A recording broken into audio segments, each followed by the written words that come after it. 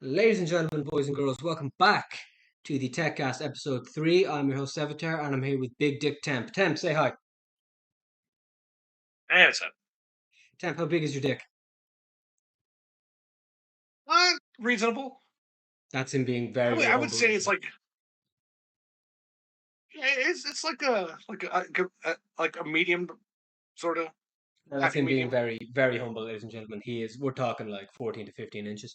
So today we are talking about a game that may have a big dick and may not have a big dick. Right now, it does not have a big dick, in my opinion, and that is Tekken 8, as obviously we're on the TechCast. But specifically, we're going to be talking about patch 1.05, which is the last significant patch for this season. Which, and that in itself is kind of weird. That's something we can talk about. Um, it being the last significant patch. But we're going to talk about that. I'm not sure we're going to go through like each individual character and break down the specific nerfs and buffs. But I think maybe give like a holistic view of where we think the game is, kind of philosophies and philosophy of buffing and meta, and maybe certain characters that we think are a problem or are a problem either way in terms of too strong or too bad, and maybe a couple of specific character specific rants. Temp, I'm not sure if you have any thoughts of someone who may go on a character specific rant or a specific character they may be about to rant about. But before we kick off with that, I do want to address something that I mentioned 30 seconds ago. This being the last patch for the season. Maybe this is me, maybe I'm wrong, but doesn't season one stretch until the end of the first DLC pack? Like Street Fighter 6 season one just ended. And it ended because they released Akuma. And season two starts with Bison. Maybe I'm being archaic about that, but doesn't season one of Tekken 8 stretch until like this winter when the fourth character is out? So presumably like it's not going to be season one ends and then 2 weeks later season two begins. So this is going to be the game. Like this patch is going to remain pretty much unaltered for probably like 8 to 9 months. Am I reading that correctly? I'm thinking January, but that makes sense. I think the goal was to complete the patching like a month before Evo, and Evo is very close. Evo was going to be I think like July 20th, sometime around that Yeah, one of those weekends. it's So they middle, just yeah, wanted to have all the balancing done before then. and was done before CEO as well. CEO is I think this weekend. Um, yeah, I mean I get that. I mean I don't know a season to me, and maybe this is maybe I'm wrong, and maybe this is old fashioned. A season to me implies like consistent support, not like we're going to uh, make balance patches up until like midway through the season and then just let it kind of I don't want to say fester, but just let it kind of be as is and develop. Like I don't hate that as a philosophy. I didn't hate it when Street Fighter 6 had basically no balance patches for a year.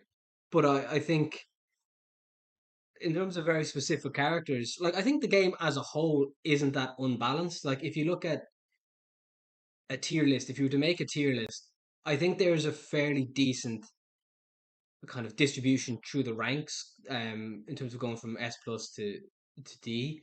Now, I've seen some tier lists that like say, well, there's no, and I would kind of agree that there's no bad characters in the game, and that you could fairly coherently argue that the tier list should stretch from S plus to B plus. But I've always kind of rationalized tier lists as unique to the game. So in this tier list, if you were to compare like D tier to S plus tier, there is a wide gap between them, even if D tier has a lot of tools. But there's certain characters near the top who I'm just not sure I'm not sure it's a good idea to let those characters exist untouched for 8 months, and specifically in that regard, I'm staring at King and Jin. Like I mean, there's other characters in that we can almost certainly will talk about those characters of Dragonov, Elisa, and Nina, but King and Jin, I'm not so sure it's a good idea to just yeah we'll let this rock for 6 months when you King has a fucking wave dash now. King has an easy wave dash, and let me tell you, the first time you get wave dashed into giant swing, it will trigger a new level of salt in your. As happened to me yesterday, it will trigger a new level of salt in your head that makes putting your fucking fist through the TV seem a very viable option. and Jin just has like the Jin traditionally in Tekken. Well, traditionally, I mean Tekken 4 and I think Tekken 5, he was just fucking broken. But Tekken 6 and 7, he was like a very complex character and kind of jack of all trades, master of none. Now Jin is like pretty much a master of all. Like he's a 9 out of 10 at everything. And I'm just those two characters in particular, I think, have no weaknesses. Whereas other characters, like maybe Dragonov doesn't either, but it's those two characters in particular I would be wary about rocking for 6 to 8 months. King more so than Jin. King is very easy to use and is just probably the ultimate scrub killer in the game right now. You really need to be careful on how strong you make that character. And in Tekken 7, at first at least, they mostly did that. He got buffs throughout the game for some reason, but he was never ridiculous because low level like I've been playing the game for like more than 5 years, and even I can't take out Death Cradle once it gets going. I'm dead. Yeah, That's just the end of it. I'm just mashing random So buttons for Death Cradle. I'm like one of these will work at some stage. I'm mashing one and praying, and if that doesn't work, well, here we are. That it's just they can't all be good days. Jin at least is a little harder to use. At least in Tekken 7, I don't know much about Tekken 8 Jin. My understanding was that he did get a little bit easier, He's a lot but easier. in Tekken He's 7, very like he easy to had a play. lot of tools. You had to synchronize them. No, Yeah, so Jin and Tekken 8 is pretty it's easy to hard, use and but huge damage output. hopefully they fix them down the line. I mean, they had all these chances to fix King. They didn't do it. Like most people were not. I mean, people did complain about Jin, but he was not on the top of anyone's list back in like March. So I'm not as disappointed in that, but they had so many opportunities to do something about King, and they didn't. And I know why they didn't. It's because they made it where you could sidestep command throws, which is good. I'm glad they did that. But I think the assumption was that was going to have like a disastrous effect on King's gameplay. I'm not really convinced that's the case. So we're stuck with a broken King for a good while, but we'll see though. Like I'm just in trying to enjoy the game when I do play it, which is not often. I would do no, I think you can sidestep normal throws. I think it's command throws that now. Is it the other way around? Is it? I think I reversed it. Yeah, I think it's. Let me pull up the patch notes. Let me get it here because I think the patch notes I linked don't actually say it. So hold on, let me pull up the Bamco ones. Okay, so it looks like if we're quoting directly, it says normal throws are now treated as homing attacks. Their tracking performance remains Okay, unchanged okay. from version 1.04. So tracking performance of command throws has been reduced. Except for King. Oh no, King, I thought that applied to King as well, but I guess no, not. no, yeah. I thought So King you can sidestep his throw now. well, certain characters have command throws treated as homing attacks. So Dragonov has a couple. Hwoarang's rolling choke, and then King has like 1, 2, 3, 4, 5, 6, 7, 8, 9, 10. So 10 of King's throws. Now, to be fair, a few of them, two of them are just variation of airborne throws, but yeah, those throws for King are count as homing attacks. So that nerf doesn't really affect King a huge amount. Um, but it's a weird So philosophy. Gone. I'm questioning what the definition of a command throw is. Then I just I feel like if if they're command throws, then these patch notes can't be correct because even if they are treated as homing attacks, it says this as a universal for command throws. So I feel like King is still susceptible to this, if I'm reading the notes right. Well, a normal Like throw homing or is not, like a normal throw is just the punch of the kick button. So I think anything other than that is treated as a command throw. Those two are the normal throws. well, it says here command throws though lost their homing Yeah, properties. That's what it command throw. says here. It does, yeah. Except, yeah, I agree. But it's King's command throws are still have the homing element to them. Ah, okay, then I'm reading King right now. Yeah, that does match up. So, well, yeah. So, King sucks, but that's where I'm going with this. I hate King so much, and I wish he was weaker. Well, like, I don't even hate King. Like I mean, I think everybody likes King as a character, and somebody once told me King is the most popular character in Japan. Um, but it's a philosophy to me of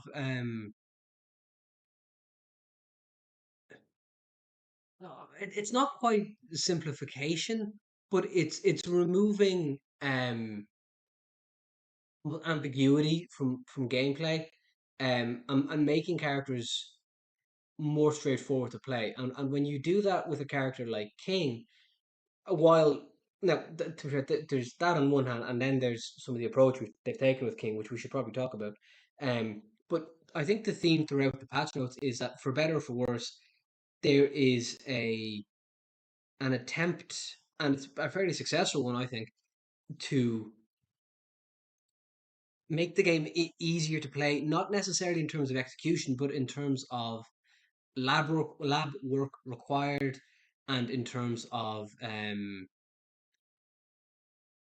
strategy. I guess there's a Yomi to use to butcher. I'm sure I'm butchering the Japanese pronunciation, but that kind of Oh, element that's right. That's correct. element of psychology and knowing what the opponent is going to do. Whereas Tekken 8 really is seems increasingly designed not even necessarily as an aggressive game or as like the casino that some of the pro players are talking about. It's just like a snowball competition where each character now takes turns snowballing, and if you snowball like twice in a match, or you manage to keep your snowball going, um, you win the round. And there's certain characters who are just incredibly strong at that. And in particular, and I don't think he's the best character in the game, but Brian really is just so fucking good at that. Like that's always been Brian's kind of character. Um, Difficult to play, huge counter hits, and really big damage, particularly at the wall. And they've amplified all that, but by taking out the kind of the complexity of it, the difficulty of scoring counter hits. Now, taunt jet upper is still incredibly difficult to do, but there's this movement towards, in my view, there's that movement towards a simplification and a snowballing. And when you take that in conjunction with the design philosophy that went into King in particular, it's hard to escape the idea that King was made deliberately to play Tekken 8 incredibly well. He has just so many armored moves, so many big counter hit moves. His forward neutral to the low blow into a short arm clothesline that hits for like 55 damage. Um, he's just the only thing King doesn't have is like frames and up close pressure, but he's got the Jaguar sprint. It's just he's got so many tools, and he's got the best heat smash in the game. Um, Although I'll give some free tech to anybody if they want it. It's not even tech. If you block King's heat smash, he's locked into Jaguar sprint. So King does not have an option. Well, he can't cancel Jaguar sprint quick enough after the heat smash is blocked, and no king will. So if you have rage art loaded, if you're on rage and you block King's heat smash, immediately as soon as you block it, you will get a free rage art. It's very funny to see Kings realize they can't do that. But aside from that, King just has a ludicrous tool set, and he's in my view he's so clearly built for Tekken 8, and the way they are building Tekken 8 with the buffing and nerfing philosophy really caters to King. I mean, I think he even has pressure because even on his negative moves, you have to know he's going to complete the string, and he still has a plus frame jab.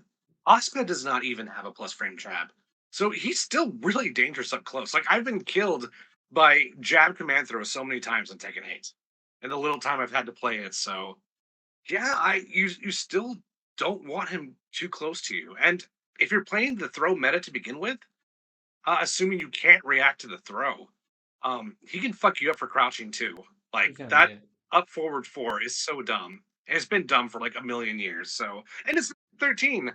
He can throw it out pretty much as much as he wants, as long as he's not like in 10% health. And the bizarre thing when we talk about all of this is, and I'm scrolling into King's patch notes now. I legitimately think King got a buff. Like I think King is significantly better because he has wave dash. Now he had a hard wave dash, but now he has um like I think they call it beast step now. So they've essentially made King kind of a Mishima, but a Mishima with a complete throw game, and it's genuinely bizarre to me. Like there's no way that they implemented that and did not think this will make King better. And I think a counter argument I'm seeing when people talk about um the strength of certain characters, and this is I would call it a classic mistake when assessing fighting games, is to solely base character strength on tournament performance because no King like Claudio has had a bigger tournament presence than King so far, but like regardless of the fact that there aren't that many King pros and that because professionals can break basically all throws like 90% of the time, like I find it very very difficult to believe that whoever is in charge of the balancing or whatever, whoever the fuck what's Paolo, whoever the Paolo of Banco is, when sitting down to look at this, did not think giving King a wave dash is going to improve the character. Like he has other changes up and down, but um, that really is just such a colossal change. Um, and yeah, I find that very very boggling. There was a great quote from was it Speed Kicks? I think it was Speed Kicks who there was a certain other character who who was nerfed significantly, but the nerfs began with this character has not been performing excessively well, and it was this character has not been performing excessively well. Therefore, we gave King a wave dash, and I think that really just sums up All that, yeah. the strangeness of why the fuck does King have a wave dash now? I guess the counter argument would be June. June did not appear to be winning a whole lot, but everyone agreed she was a problem, and she ultimately got nerfed for it. So I don't know why King didn't get the same treatment. Because Michael Murray, I don't think he makes the decisions on balancing. Well, he approves it. He doesn't make the decisions. He approves them though. So Yeah. you have to get through Michael Murray before you can make it into the game, is what I understand. And he did not filter those changes. June got nerfed. King got buffed, and I don't get it. I just don't get it. Well, I mean, to be fair to Michael Murray, who seems like a bit of an odd duck, but he said there was something he said towards the end of Tekken 7, and I think it was about Hell Sweep, Okazia's Hell Sweep, which was why would you sidestep when you can block and punish, which is, in my view, is a philosophy which is antithetical to Tekken. Tekken, like the ability to use the 3D space. I mean, okay, Virtua Fighter technically did it first, and I think some fighting game purists would argue Virtua Fighter does it better. But the sidestep is so integral to Tekken that the fact that sidestep was buffed in this and buffed quite significantly in this patch to me does kind of indicate a willingness, particularly if Michael Murray kind of approved that a willingness to change, to admit a uh, that maybe his personal vision of Tekken isn't the definition of Tekken, but yeah I genuinely cannot imagine. I cannot fathom the thought process that went into to King because look in every patch, and we'll talk about these characters. There's characters who should get nerfed who don't, or who don't deserve a nerf who get a nerf. I wonder what character that could be that someone will talk about for 10 to 15 minutes. But I can't like I just can't imagine sitting down to look at King in patch 1.04 when he was universally considered at least top five. Every pro, everybody from pro to casual said, yeah, King's one of the best characters in the game. And it's like, yeah, let's give him a wave dash.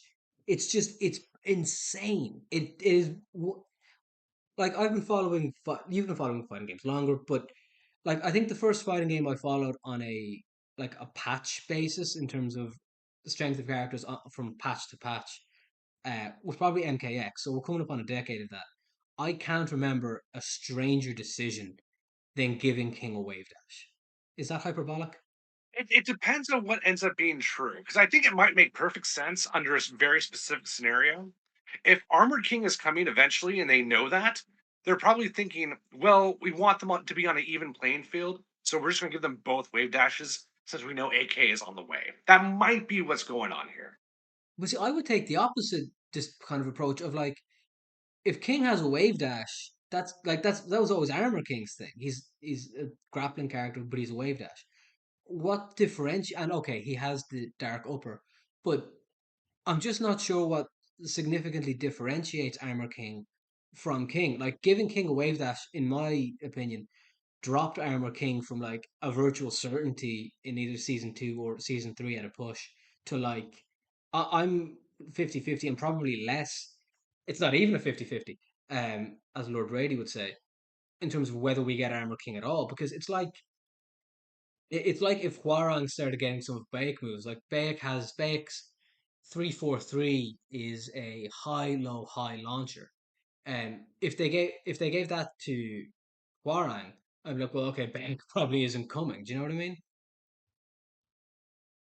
Well, the counter example would be Gigas. Gigas had a lot of Marduk DNA in him, and everyone thought Marduk was out because of that. And there may have been a point in time where that was true, but we know all the seasons were planned before the game came out, up to season three.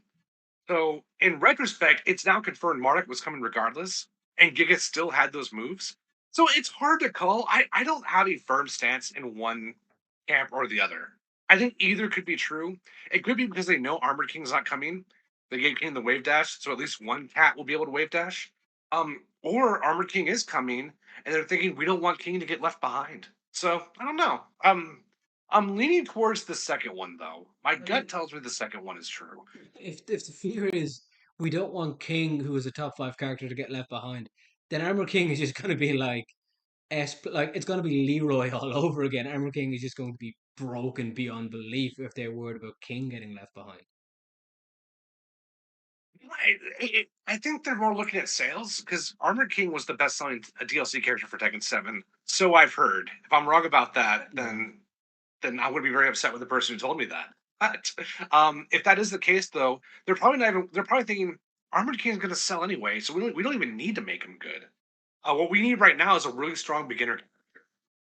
And maybe they think because so many people are playing King, we're going to teach these kids how to wave dash now and make Tekken an even stronger like online game as a whole. Maybe. I'm kind of surprised Emerald King would be the highest selling DLC character. I just presumed it would have been what I would consider a Coomer character. Like I would have thought Anna or Elisa because we know the kind of people who play Tekken. I mean, I play Tekken, you play Tekken, but you know what I mean. Like you go online, you play a barefoot Lily in a schoolgirl costume, a barefoot Elisa in a schoolgirl costume. You know the kind of people I'm referring to. And I would have thought that they Or would have. Julia, even like Julia. Yeah, yeah. I would have presumed that they would make one of those characters the best selling so they can, dress them in a variety of different anime schoolgirl costumes. Or that thing where, Well, now we have DLC costumes like coming every other month now. So if you well, want to sell costumes, you probably want a Julia or yeah. I will put money on like them copy pasting because they're copy pasting, and this is I suppose a brief aside, but in terms of like they just I'm not sure how much Bamco is in a fucking hole. Like I can understand where WB is coming from in terms of what they're doing to MK because WB has lost so much fucking money. Like WB is in such a goddamn financial hole. It beggars belief.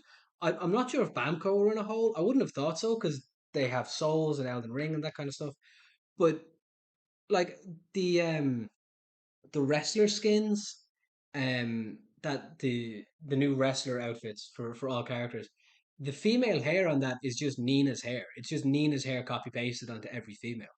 Um, so like if we're descending to not only now are we reselling like stuff from Tekken 7, we're reselling stuff from Tekken 7 and stuff that's already in the game, just copy pasted over.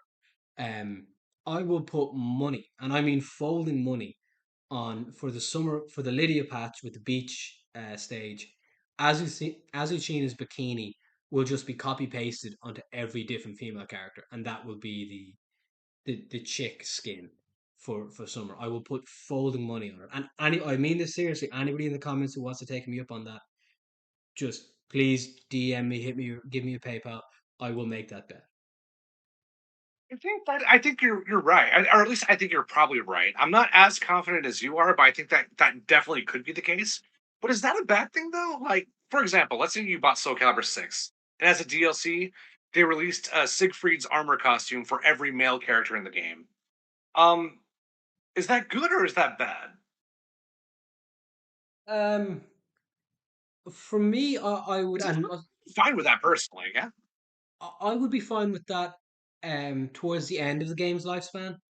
when it's like, hey, this would be fun. Let's give everybody. Let's throw this out there, and anybody wants it. But I think 6 months into a game's lifespan, in the middle of season one, when the game should still be in its prime, um, I'm not sure. I no, I don't like that at all. I think it's lazy. I think it detracts from what makes characters unique. It to use an equivalent, if they released a ninja costume for every character in Mortal Kombat, like, and everybody gets like, take the MKX when Jackie and Cassie got the Sub Zero and Scorpion skins. Like, did you like that? Because I'd be surprised if you like that. Not for MKX, no. You see, so But that was that would more because I be. didn't like the skins, though. It wasn't the principle at play. I just didn't think it looked good. You see, for me, it is a principle of play thing. Like I love characters to be visually distinct, and I think this is one of the reasons why I kind of instinctively rebel at mirror matches.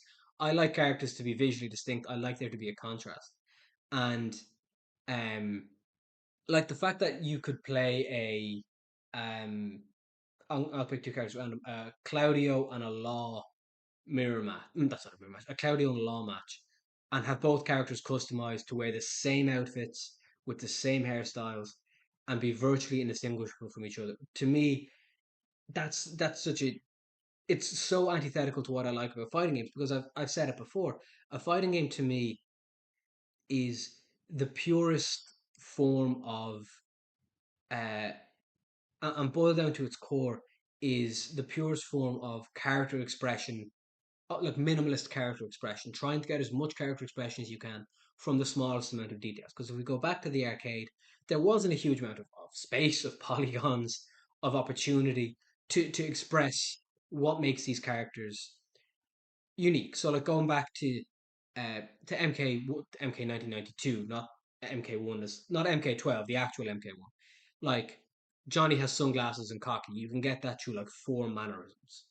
Um, like, and like, this is something Razor's talked about at length, in that so much of Liu Kang's personality was expressed by the fact he doesn't have a fatality.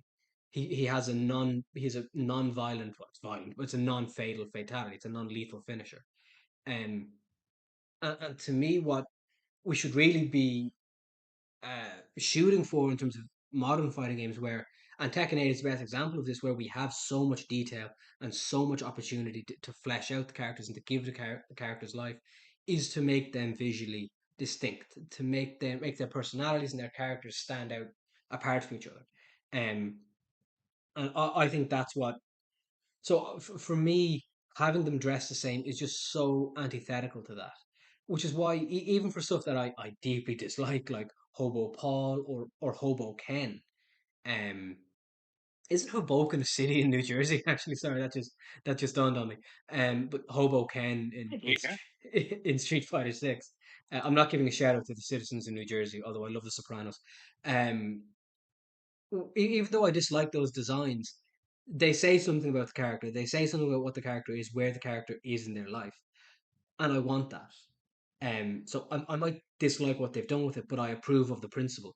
Whereas, or to take a phenomenal example in this game that's staring me in the face, Kuma wearing Heihachi's headband and his gi is a phenomenal piece of character development, and it's the kind of thing that, if you had in, say, Tekken 2. Well, no, Heihachi was in Tekken 2.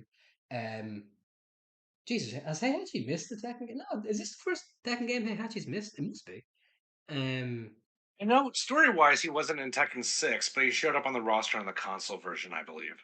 Technically, story wise, he wasn't in Tekken 5 either, because he canonically wakes up. Because, like, in Tekken 5, he gets blown out of Honmaru and like buried underground, but he actually stays underground for like 2 months. Like, canonically, he's buried alive for 2 months and then just digs himself out, ready to kick some ass. So he misses the whole of I Tekken can't 5. remember if he's in Tekken 5 or not He playable. is. He He is. might have been playable in Tekken. Okay, yeah. He was. Yeah, because there's So yeah, he hasn't missed yet then. that's weird. But anyway, let's imagine.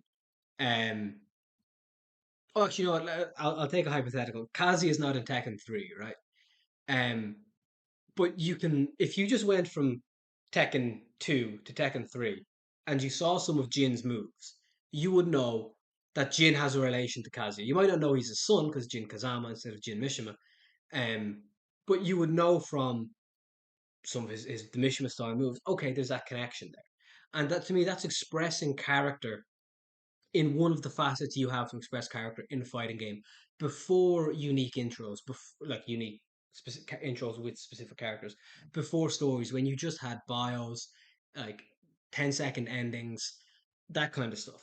And so to me, fighting games now should be taking advantage of the far greater capacity they have for storytelling, and for character development, and having uh, shared costumes and shared customization options among the entire roster totally detracts from that, in my opinion.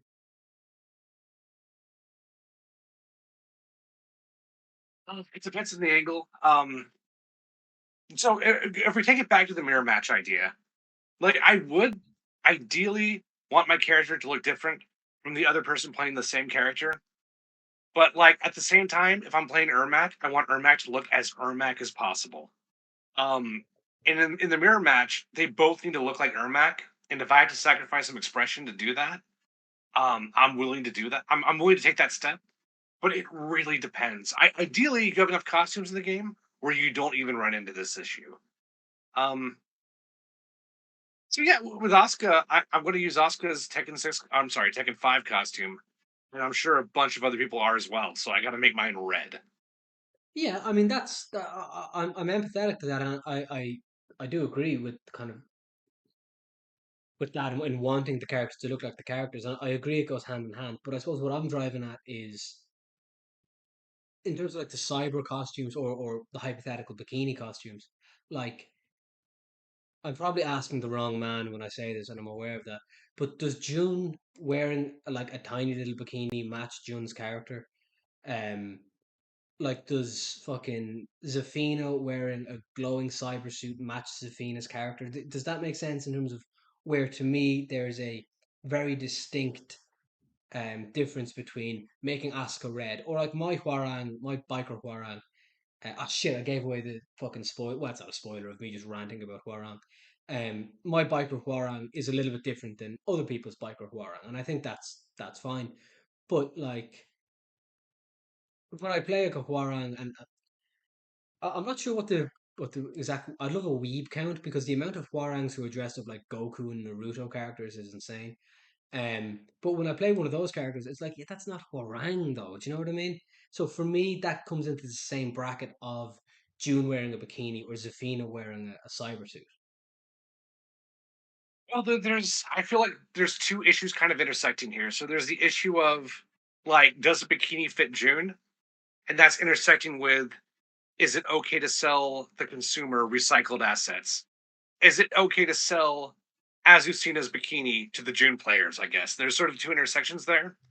As for like, is it okay to like factory recondition Azucena's costume to other characters? I'm perfectly fine with that. Now, the other question is a lot harder, and that is like, if a bikini does not fit the character, then should you put that character in a bikini? And that is much more difficult, and that is going to vary from game to game, may even vary from character to character. In Street Fighter, I have no problem with that. Um, in Mortal Kombat, though, that might bother me depending on the character. So I guess the short answer is, as long as it doesn't look stupid, as long as it looks cool, and you can make that look cool, but it's very difficult. So I'm gonna just come back to you on that. I'm going to think about that. I don't know. Well, I I suppose, lean towards yes. I think I'm more okay with it than I am not okay with. yeah, I think I'm on the other side of the fence in that, like, when you kind of pose those two questions, and I agree that's a good way of conceptually boiling down the issue at hand. Um, I would answer firmly no on both. Um, and maybe this is a hopelessly optimistic and naive of me. But like recycled that, I don't think you should charge for recycled assets.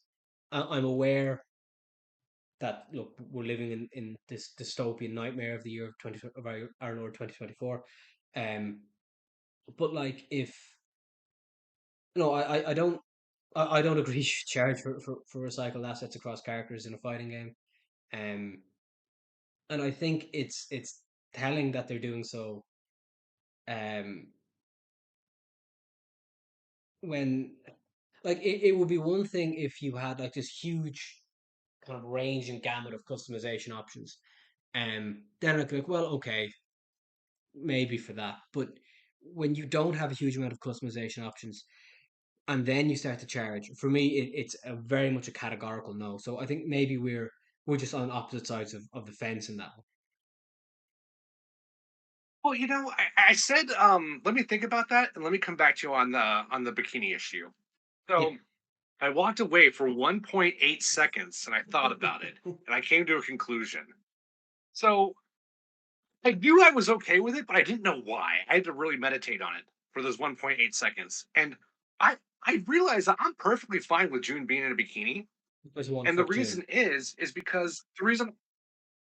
Well, I mean that too, but also because the reason why I wouldn't want that is because I want aesthetic cohesion.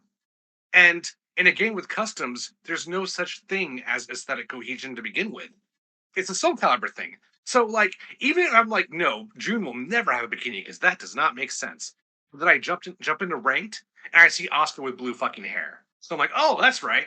This doesn't matter to begin with. So yes, in this case, I don't think you're actually preserving anything by taking the bikini away from the June fans. Does that make sense? It does, and I think it's a very very good point.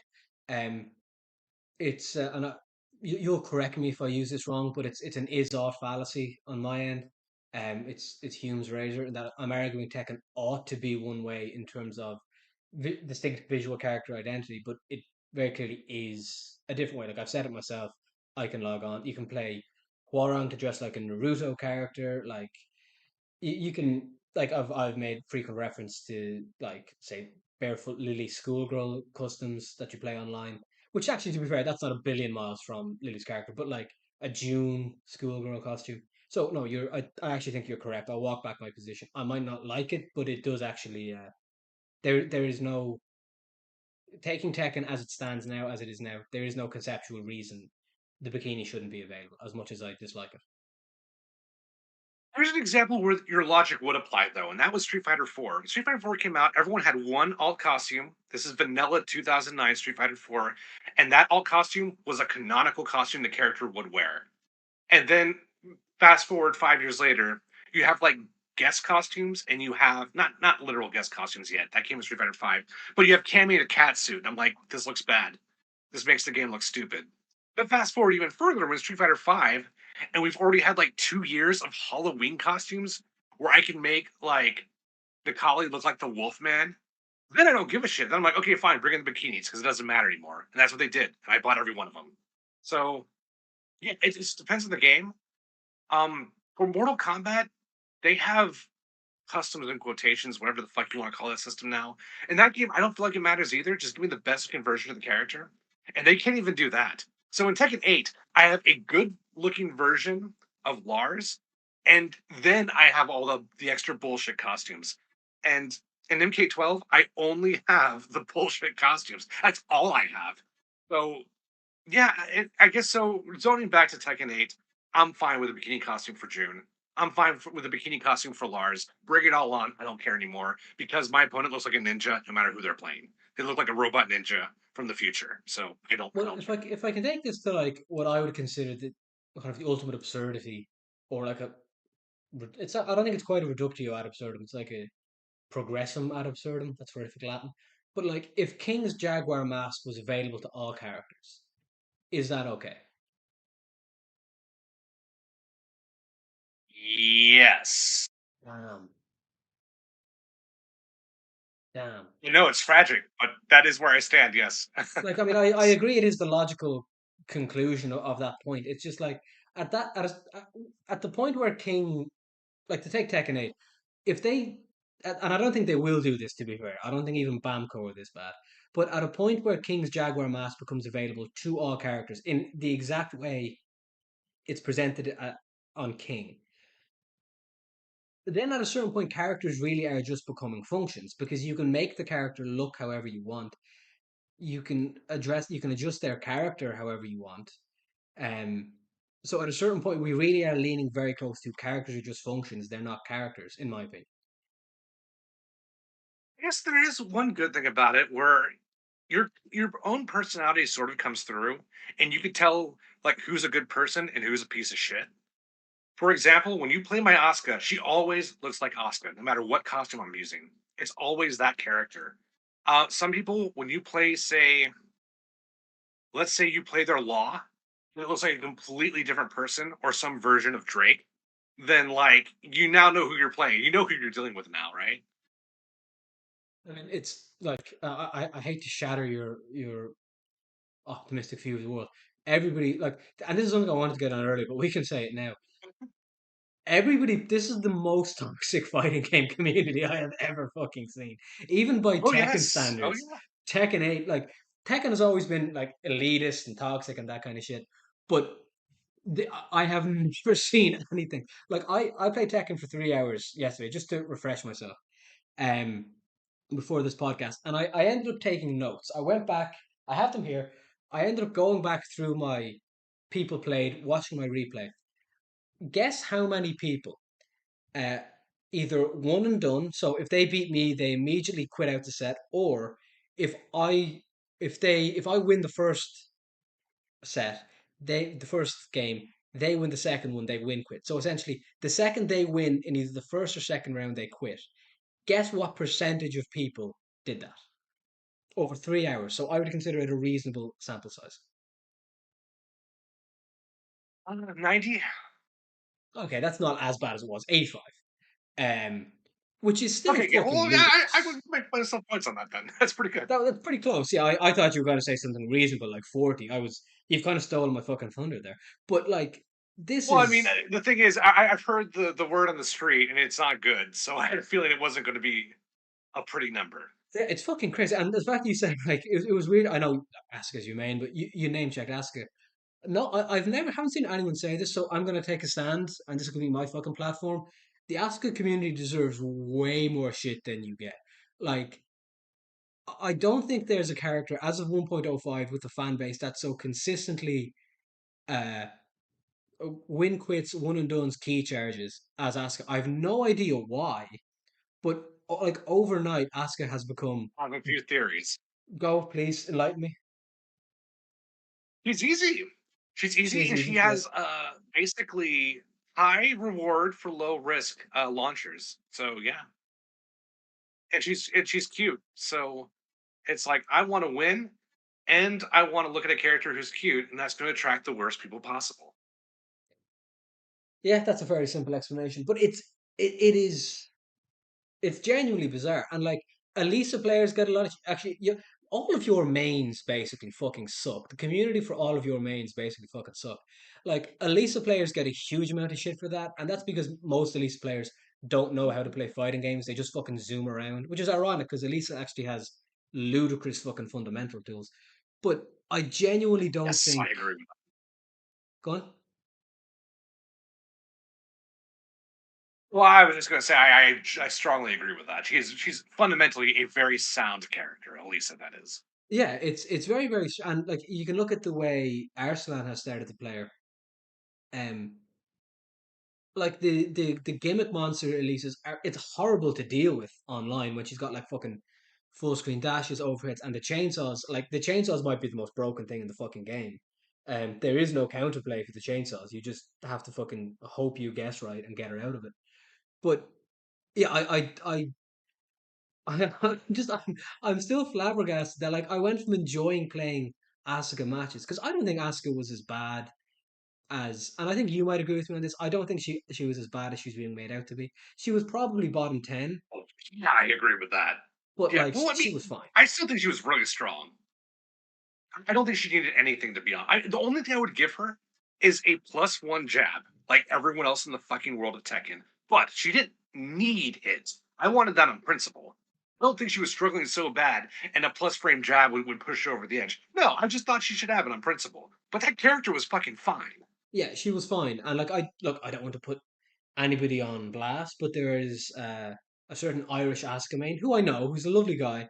But like the crying for Asuka buffs was Asuka and Kazuya. You know that the Predator meme of the handshake between Arnie and Carl Weathers. That, but with Kazuya mains Yeah. and Asuka mains, like the crying for buffs.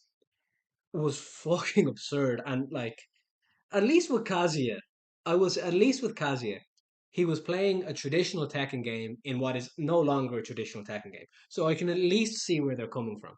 Asuka did not, maybe a few fucking tweaks, like a plus one jab, maybe a couple of moves, but what they've created now, particularly with her running, I think it's a running 1+2, is just fucking insane. The something I found that's really annoying is she can delay kicks on certain strings. I think it's her 1-1-3 and back 1-1-3 strings. She can delay the kick on. It gets me every fucking time. Her 4-forward-2 is fucking nuts.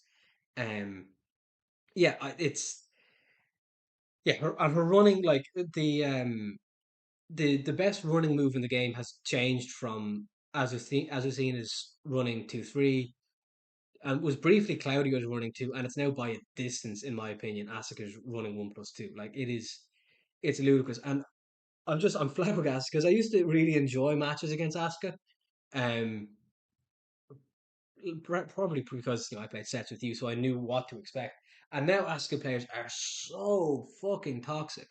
Like the entire community is wildly toxic, but out of nowhere, Asuka mains have gone way beyond like law mains, Fang, Dragonov, like the traditional toxic as fuck player bases. Hwoarang, I will say, and to crucify my own people, to just become really toxic. So, like, just to circle back to where this tangent began, like with your argument of with customs, you know who you're playing against, the kind of person you're playing against. If you're playing Tekken 8, you can assume you're playing against a prick. Oh yeah, and but I mean, I rank my pricks though, and like, there's a difference between the prick who has like the pigtail lily and the prick who uses like Tekken 2 Kazuya, right? So I don't put them in the same bubble. Those are different things to me, even if they both rage quit, even if they both win quit. And it's this is kind of a side note, but I do think it's worth mentioning.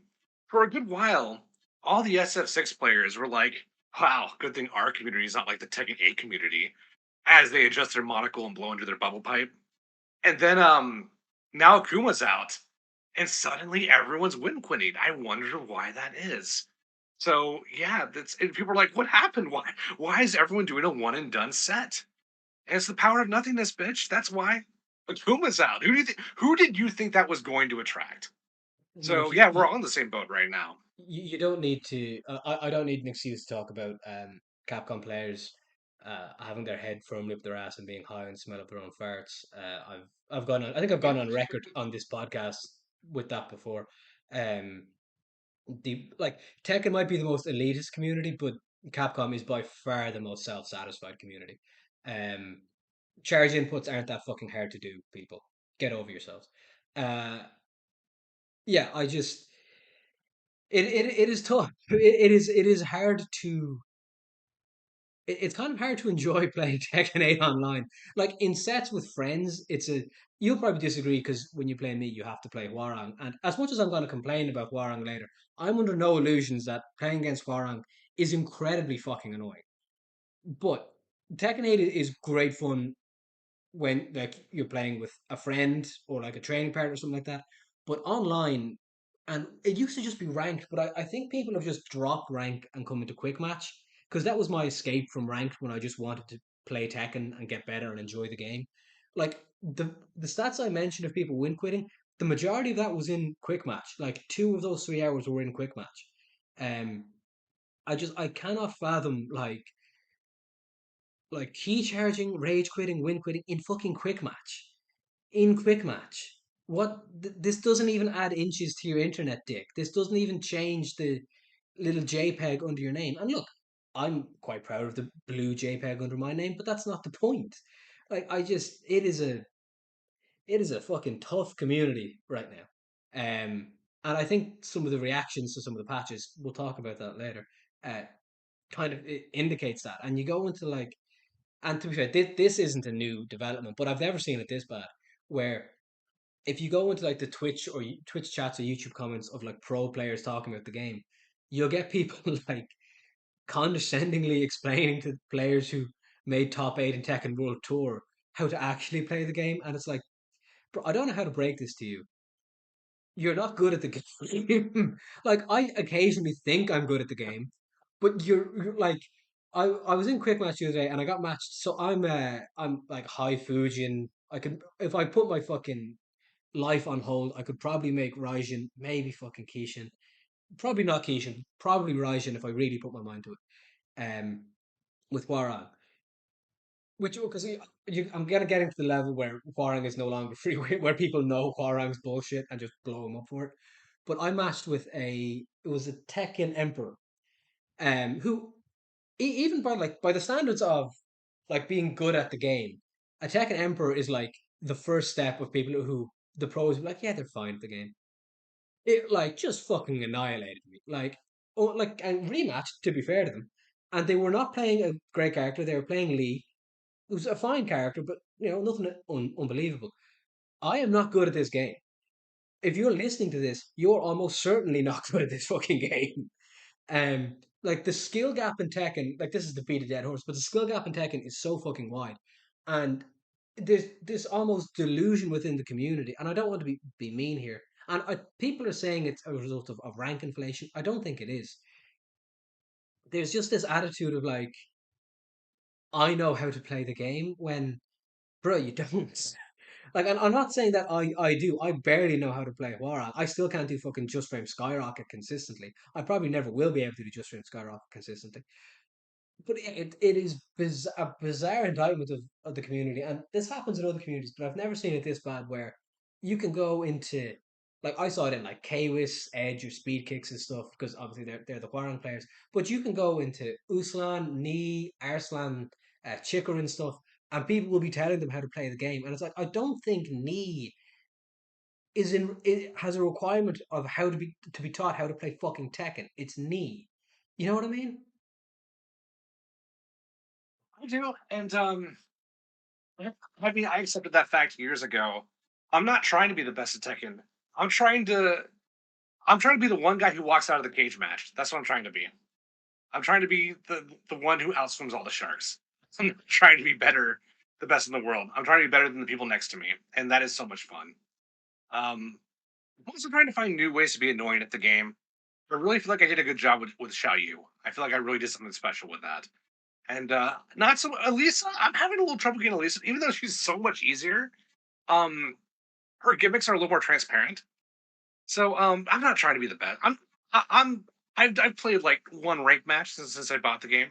So maybe one day, but I'm not right now. I'm just trying to enjoy fighting games with my friends.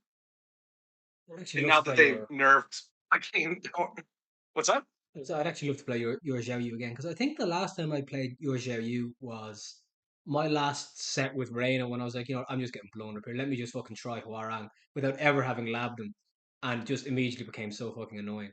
I think that was the last time I played your Xiao Yu, and I really enjoyed that set. And it'd be interesting to run it back now. I particularly remember, I'm um, actually relearning from the ground, but I miss her. Yeah. yeah, I particularly remember you. I gypped you out of a fucking like stole a game with a rage art, and you like mashed rematch. And the second that the first round began, the next one, you just salted heat burst. I was like, that is the saltiest opening I've ever seen Temp do in a fighting game. Um, Well, no, you beat me the first two matches. I'm like, all right, I'm blocking. Once I see yeah, that yeah, that red life bar, I'm blocking all day, and it worked. it did, yeah, it Yeah, did. I love Xiao Yu. I mean, it's gonna be a little bit because I want to use the legacy costume I bought for Asuka, which I've yet to play a single match using that costume. So it'll be a little bit, but yeah, I would really love to revisit Xiao Yu. And if they do release those bikini costumes, I Of mean, course. I might go back to Lily for a little bit. We'll see. Oh We will God. see. Xiao That's Yu's right. weird in that like I maintain Xiao Yu is a very strong character. Like I think there's a little bit of downplay going on. I think Xiao Yu's still really, really strong. Probably fringe top 10. I don't think she's like top 5 anymore. Um, but I generally enjoy playing Xiao Yu's. Um, first, like they're very annoying. She's a very annoying character to play, but there's something very satisfying about playing against the Xiao Yu.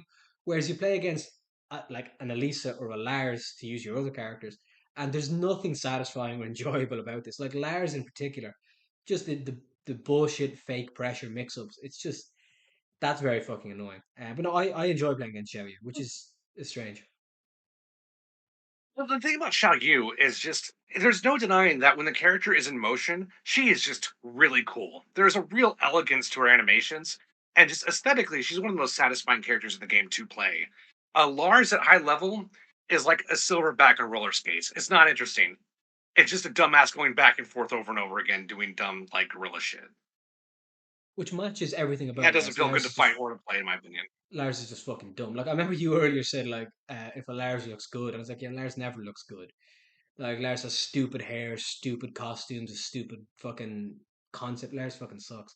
Um, I don't like how they made him like a random motion character or a random like mobility character. I don't think he ever needed that. I miss like the more like Shoto-esque Lars we had in Tekken 7 and Tekken 6, but I still want to revisit the character one day, but there's just no time, unfortunately. yeah, I will say I really don't like. I was never gonna like what they did with Lars, but I really don't like what they've done with Lars. Like it is, it's a Yeah. very like anime shit in that he's just dashing and sliding and jumping all over the place. Um, like it's not as quote unquote not Tekken as Elisa or Victor, but I'm like there's times I'm playing Lars and it's like he's just fucking dashing on the ground. It's like fucking like every time I play Lars, I get the distinct impression that the other guy has just wall to wall anime posters and like used to Naruto dash around fucking high school until he got the shit kicked out of him. And it's very frustrating to lose to those people. I am I still really like the character and I like the idea of him having like a third stance. I think that did fix a lot of his issues. I just don't like the Lars meta right now. I don't think it's super interesting. It doesn't feel like Tekken to me, and I think that's always what I like. Lei Wulong has a billion options, and he always feels like Tekken. I Yeah, always Lay's feel very like I'm Tekken. playing the most interesting version of Tekken when I'm doing the snake shit, right? Yeah. Yeah, like I don't think Tekken, like quote unquote real Tekken, I don't think it requires like a Mishima style thing where you have essentially like both options are really strong, but you really only have two options. I'm perfectly okay with characters having a lot of options. Um, it's just it's the way those options are presented, even aesthetically, with characters like Lars, like with Elisa or like Victor, that just it just looks off. Like Lily, for instance, does a lot of weird shit, but and it's kind of that weird kind of dancing stuff, but like it does still feel like Tekken. It feels like Tekken slightly moving away from its roots. But like Jack is in this fucking game. Like Jack's a weird character. Um, it's just there's something aesthetically off to me about the way Lars is presented, specifically in this game in terms of his moveset. That just doesn't feel. It feels. It feels like it's on the wrong side of anime. Like Tekken has been trending towards being very anime basically since Tekken, definitely since Tekken 6. I'd argue it started with Tekken 5. Um, but Lars is just super fucking anime. Yeah, and like he's super anime in its design, but even the way the character plays is super fucking anime. It does bother me a lot more with Victor than it does with Lars, though, because the nucleus of Lars is still there. With Victor is just everything I hate about New Tekken. Yeah, I Victor agree is with the that. second worst Tekken character of all time. I hate that character so much. Who's the So worst yeah, Tekken character of all time? I hope Kunimitsu too, in my opinion. And I'm not memeing when I say I genuinely consider Elisa by a distance the worst Tekken character. I mean, that's fine. I mean, I get it. I don't agree, but I get it. I don't think it's a strange opinion. I think many people would agree with you on that. No, I But I agree just think the with whole Victor. Kunimitsu shit. Yeah. Also, I started to interrupt you. Going about Kunimitsu. Well, no, I think that character is just a lie. It's not really Kunimitsu, and I think the motivations behind that character were just appalling. But neither here nor there. We have about, I'd say, 20 minutes left. Did you want to jump into the Street Fighter stuff at all, or do you want to hold off on that? I think we'll hold off on the Street Fighter stuff. Yeah, Jesus, has it gone that long? Yeah, I think we'll hold off on the Street Fighter stuff, and we'll do that another time. Yeah, cool. So we'll just wrap up because I didn't think we've been on that long. We'll just wrap up the We have it like been an hour, about an hour exactly. so yeah, we'll just wrap up some of the patch stuff. So, hey Temp, will you do me a favor? Will you ask me how I feel about the some of the changes and nerfs made to my main? So, Temp, ask me how I feel about my main in patch 1.05. So, Dev, how do you feel about some of the changes made to Hwoarang and Tekken 8 in the new patch? It's frustrating playing sub Hwoarang! Hello? and getting no respect for winning with him and getting blown up for every. The character is garbage. It's frustrating playing Hwoarang right now. Look, I this is a fucking an incredibly sensitive topic, and I suppose Hwoarang and look, Temp, if you want to just get a drink, walk away for 15 minutes. Actually, this will be actually, I'll take this opportunity. Um, I'm gonna Temp and I are actually. I know it sounds like we're recording over Discord. We're actually in the same studio. We're in a studio at the top of the Empire State Building, um, in the Netherkast studios, at the top of the Empire State Building. So what I'm going to do is Temp's actually going to leave the room. Temp is away from his mic. I'm directing him to leave the room, and I'm just going to talk right now just to the audience. Um, if you're happy seeing Hwoarang get nerfs, no, don't react like that. We're talking man to man here.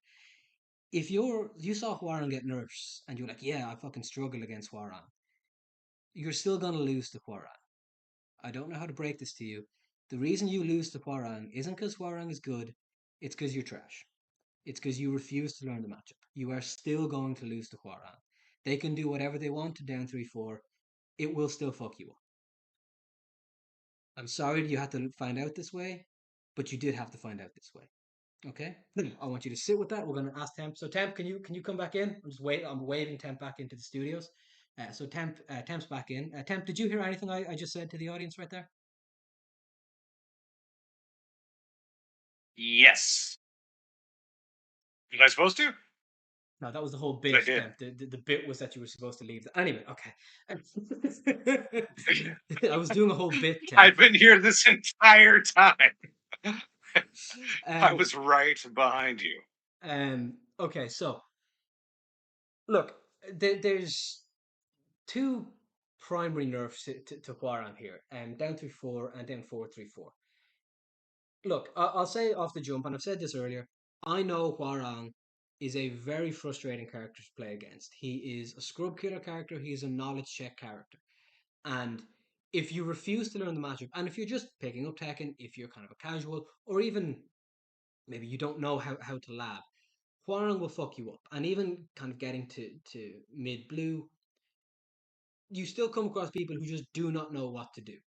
Um, and it's very apparent in people who don't know what to do against Hwoarang. And if you don't know what to do against Hwoarang, he will fuck you up. However, that does not equate to a character being good. People struggling against a character does not equate to a character being good. I will give an example from my own experience. I struggle against Steve. I don't know why. I don't know why at all. Because I know what he's going to do, I know what he's trying to do, and I, in theory, know how to deal with it. I just can't fucking deal with Steve at all. There's something about Steve that tilts the fuck out of me. Whereas, as I said earlier, I didn't even know Steve was in the game. Steve is in the game, and he's quite popular because I play in Europe, so there's a lot of English players who play Steve. Um, Zhao Yu is objectively a strong character. I don't. I would rather play Zhao Yu than Steve, even though Zhao Yu is stronger. Fuck, I might rather play Nina than Steve, even though Nina is a lot stronger. Because I wouldn't say I enjoy playing Nina, but I enjoy playing Nina a lot more than I play Steve. Um, Jin is a way stronger character than Lars. I would much rather play fucking Jin because at least it feels like I'm playing Tekken. The fact that people struggle against Hwoarang is not a reason to nerf the character because the character was not strong. He was, and look, I will admit, I'm prone to a bit of downplay. The Hwoarang community is prone to a bit of downplay. Hwoarang was at best mid tier. He was at best mid tier, and the patch notes themselves say, and this is what I was referring to earlier. I'll open it up here and I'll read it directly because I'm not far off. I was on King, so Hwoarang should be a little bit up. Bear with me. Um, Considering the overall game balance, Hwoarang's character performance is not excessively high. So we're going to nerf his two most important tools. And look, I get it. Down 3-4 is annoying. Well, I'll go with down 3-4 first. I get it. It's annoying. But here's the thing: down 3-4 was always punishable. It was always block punishable. What you needed was a while standing 14 frame move. Okay? Some characters have it, some characters don't. But you can dick jab out of it if you need to. You just need to be patient. You need to be thoughtful. Okay? Now, do I think flappy kicks should have been nerfed? 100%.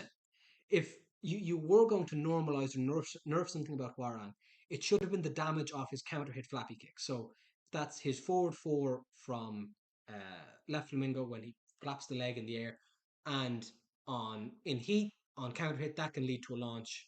And very good Hwoarang combo players, which I am not, but very good ones can get like upwards of 90 damage off that. That is bullshit.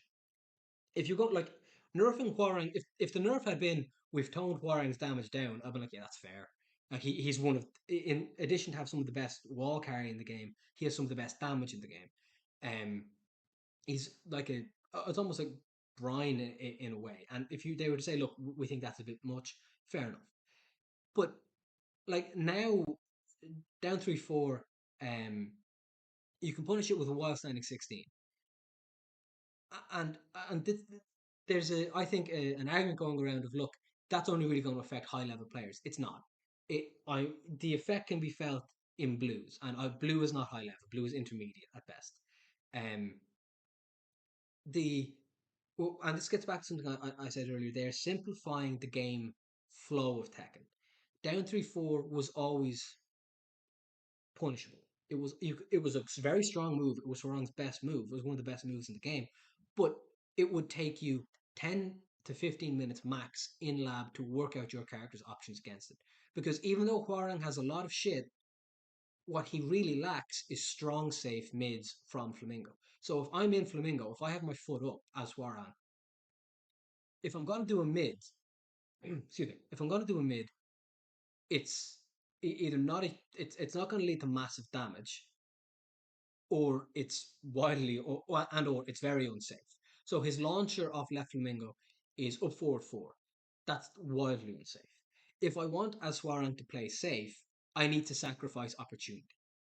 So what you should be doing with Hwoarang, and the way to counter down 3-4 was just play cautious, play safe, read his lows, because his lows from the flamingo stuff are reasonably telegraphed. Now, I'm not saying you should expect yourself to react to a 16 frame low like down 3-4. You shouldn't, but you should be able to read the patterns of where it's coming. Is it difficult? Yes. I'm not saying Hwoarang is ever easy to play against or fun to play against, but he's not strong. He's a puzzle. He's a puzzle that's tricky on the surface to figure it out, but once you figure it out, you can blow through Hwoarang. And when you look at high level Hwoarang players, when you look at Edge, at Speed Kicks, at K-Wiz, they don't play like an intermediate Hwoarang like I would. They play a poking game, a punishment game. They don't really go into Flamingo because top level players have fucking figured Flamingo out. It was figured out in like Tekken 4. People know what to do. So my objection at a conceptual level to the down 3-4 nerf is is it a good move? Absolutely. It was a great move. But it was not excuse me, it was not overpowering in the meta. And particularly when you look at Hwoarang in comparison to other characters in the game, he simply did not have the juice at an intermediate or high level. He could kick the shit out of scrubs, literally. But down 3-4 was not an overpowering move.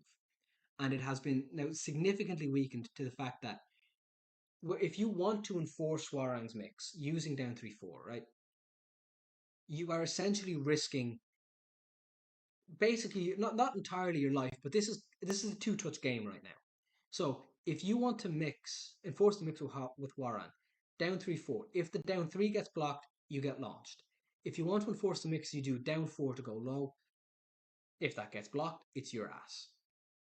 So the down 3-4 nerf, to me, it's simplifying the game in a way I don't think is warranted. And again, if Hwoarang was a very strong character in the game,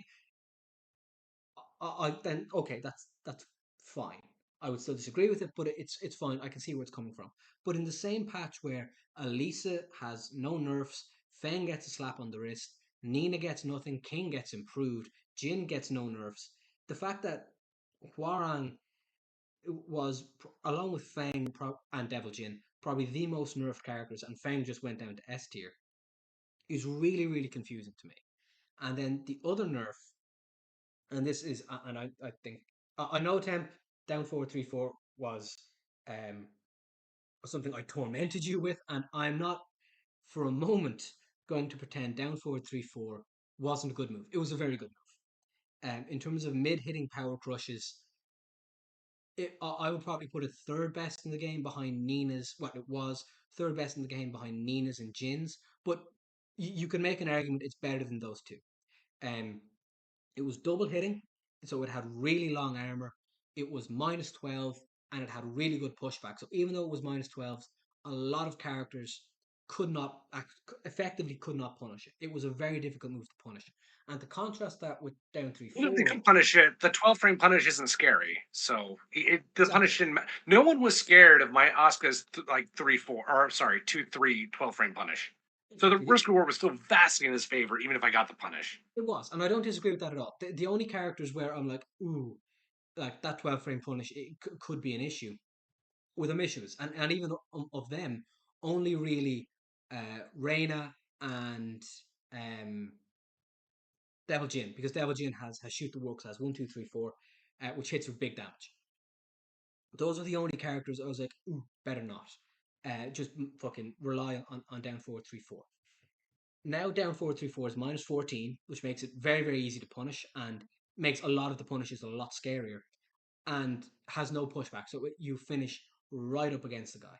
Now, I don't think by itself it means that the move is non-viable. It's still a strong move. It's still a very good move to use in neutral, but you will eat shit for it. And you might very well say, and I wouldn't even disagree with you, well, you should eat shit for it. It's a strong mid hitting power crush. If it's blocked, you should eat shit for it. I don't disagree. I have 2 points. I have 2 points, and then I'll pass over to you. The first point is in the realm of power crushes, and this gets back to something I said with the down 3-4 nerf. In the realm of power crushes, it was not the biggest problem. It was a very strong mid hitting power crush. But when I look at Asuka's, at Victor's, at Law's, at Eddie's, at King's, those are not, that's not a power crush I think really needs that heavy nerf because it got the heaviest power crush nerf in this patch. And when you have Asuka, when you have Victor, when you have Law with their power crushes, which are heat engagers at incredible range, all of which are safe, they do hit high. I will grant that, but if they hit mid, they would be legitimately like S tier plus broken. I just don't see why down 4-3-4 was the power crush that was singled out for such a big nerf. And then the other aspect is, and again, you might turn around and say, well, that's the way the cookie crumbles, and I wouldn't disagree. It was Hwoarang's only real defensive option because even though Hwoarang is a psychotic, when kind of played at his, I suppose, his peak or how he's optimized to be played, is as a hyper aggressive blitzkrieg rushdown character. Now, when you see the pros play it, they it's a more strategic, more thoughtful way of doing it because they know that the other guy knows how to play Hwoarang because Hwoarang has been using much of the same bullshit for about more than a decade now. But when most people play Hwoarang, and when I play Hwoarang, it's a psychotic rushdown character. But kind of contra to that, the best way to beat Hwoarang, and here's some tech for people, the best way to beat Hwoarang is to not respect him. Get in his fucking face. Hwoarang has no defensive options. Hwoarang's only panic button, his only like get off me move, was essentially back one, and back one was that kind of spinning punch that Hwoarang's like to use. It's a nice get out of jail move. It's got good evasion, but it is death. It's I think it's actually negative on hit. It's negative on hit, and it is wildly unsafe on block. So that was his only panic move. He could use down 4-3-4 as a defensive move, as a get off me move, And like you say, it was very, very strong. It was hard to punish, but it was his only defensive option. And again, in a game where you have characters with such overwhelming offensive strategies, and the one I go back to here is Dragonov. In the Dragonov Hwoarang matchup, and I said this to you kind of before we jumped on, I think this is now 8-2 Dragonov. Because Hwoarang could use down 4-3-4 to keep Dragonov off him. But he can't now, particularly because the second hit um, so and this is something I wouldn't have mind being changed at all because it was kind of weird. You can the hard counter to power crush is a throw, but the second hit of down 4-3-4 couldn't be thrown. It could be thrown, but not in the counter hit throw the way you can counter hit throw a power crush. Now it can be, which to me that I would consider that almost a normalization. It was weird it couldn't, in my opinion. But when you add that into the fact that it's now unsafe and has zero pushback against Dragonov and against other kind of heavy rushdown characters like Jin, like Feng, um, like Nina when she's used that way, like Asuka, like Law, um, Hwoarang has no answers. So essentially, if you now get in Hwoarang's face, there is very little he can do, little to nothing he can do to make you stop, to make you get off him. And in a game that rewards aggression and oppression and snowballing as much as Tekken 8 does, to me, it's a death sentence. So while I appreciate people are going to hear that and be like, look, Hwoarang is one of the premier offensive, oppressive characters.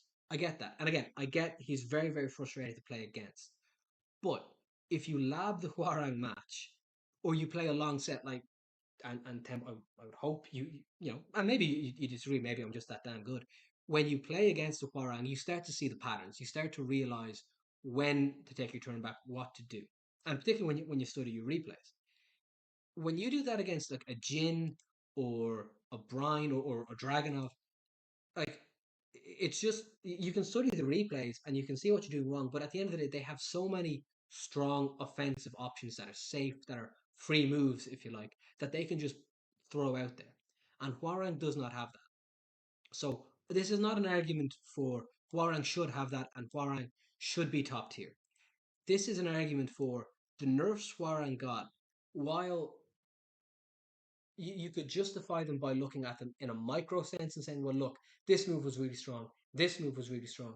From my perspective, and I think the perspective of many Hwoarang mains, those were the moves that were keeping him afloat in mid tier. They were annoying to deal with, but when looked at in terms of the whole, the bigger picture, the macro picture of Tekken 8, they were the only things keeping him afloat in a sea of really fucking strong characters.